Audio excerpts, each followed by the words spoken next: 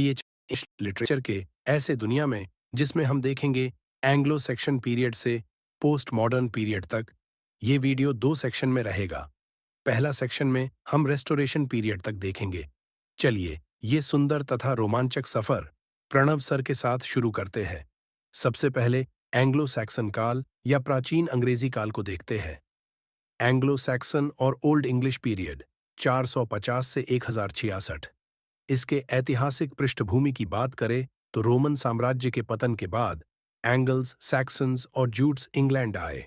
उनकी भाषा old English थी। इसके मुख्य विशेषताएं, इसमें वीरता और युद्ध का वर्णन देखा गया है।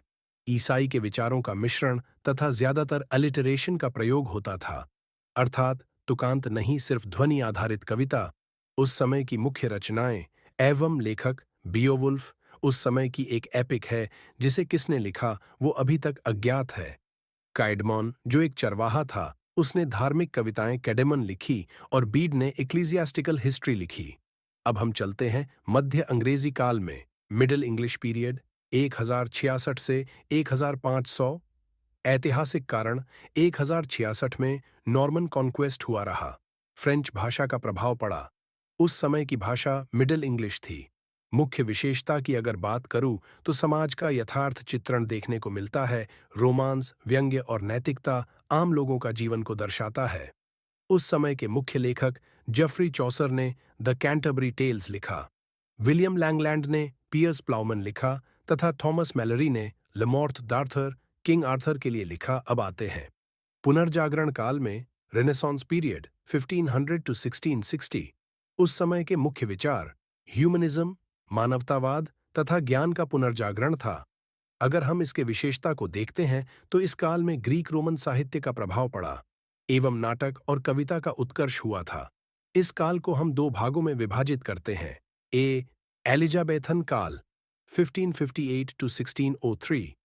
मुख्य लेखक विलियम शेक्सपियर, जिसने हैमलेट, मैकबेथ, ओथेलो जैसे महान कृतियों को लिखा। वही क्रिस्टोफर मार्लोव ने डॉक्टर फॉस्टस तथा एडमंड स्पेंसर ने द फेरी क्वीन लिखा। दूसरा जैकोबियन काल 1603 से 1625। यह काल एलिजाबेथन युग के बाद आता है। राजा जेम्स प्रथम के शासनकाल के कारण इसे जैकोबियन कहा गया। समाज में अस्थिरता, षड्यंत्र, सत्ता संघर्ष और नैतिक द्वंद्व बढ़े। इसके प्रमुख विशेषताएं साहित्य में गंभीरता और अंधकार छाया रहा, लेकिन ट्रेजेडी, दुखांत नाटक का उत्कर्ष हुआ। मानव के स्वभाव में जटिलता देखा गया तथा पाप और नैतिक संघर्ष हुआ। मेटाफिजिकल पोएट्री का विकास, व्यंग्य और यथार्थवाद। बेन जॉनसन के द्वारा, वोल्पोन तथा जॉन डॉन के द्वारा मेटाफिजिकल पोएट्री लिखा गया। अब चलते हैं प्यूरिटन या कॉमनवेल्थ काल में।